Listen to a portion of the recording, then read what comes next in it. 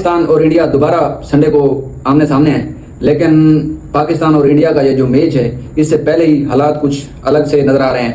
Pakistan PCB ने और BCCI ने दोनों एक दूसरे के प्लेयरों पर केस दायर कर दिए हैं आईसीसी में, और बीसीसीआई ने हारिस रऊफ और सैयद फरहान पर केस किया हुआ है।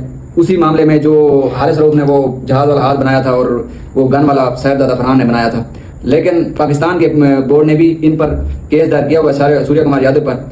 अब सूर्य कुमार यादव को आईसीसी ने आज 30% फाइन कर दिया है, लेकिन सैयद फरहान का जो जवाब था वो कमाल था। आईसीसी ने के रेफरी ने सैयद फरहान से जब पूछा कि आपने ये गन वाला मतलब वो जो उन्होंने बेड को गन की तरह दिखाया तो आपने क्यों दिखाया, तो सैयद फरहान का बड़ा कमाल किस्म का जवाब था। उसने कहा कि ये हमारा तो पठानों का रिवायती ये अंदाज है, हम तो हर सेलिब्रेशन ऐसे ही करते हैं। तो हारिस रऊफ से भी पूछा आईसीसी के रेफरी ने कि आपने ये क्यों किया, तो हारिस रऊफ का साफ ही जवाब था। उसने कहा मैं तो वैसे ही ऑडियंस के साथ मजाक कर रहा था और फन कर रहा था। लेकिन रेफरी ने जब हारिस रऊफ से पूछा तो हारिस रऊफ ने कहा कि आपने इसका क्या मतलब लिया। उसने कहा मुझे तो कुछ नहीं समझ आया।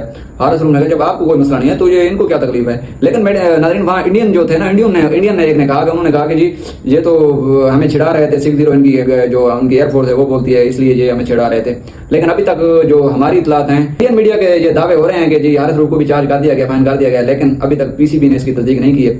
बहरहाल जो हारिस रऊफ ने किया, अगर उसका फैन हो भी जाता है तो पाकिस्तानी गवर्नमेंट को चाहिए कि इसका जो नुकसान है उसका गवर्नमेंट अदाला करे, क्योंकि इन्होंने 25 करोड़ लोगों का दिल खुश कर दिया था। हमें वो जो हार का दुख था वो फील नहीं हुआ किसी को भी लोगों को।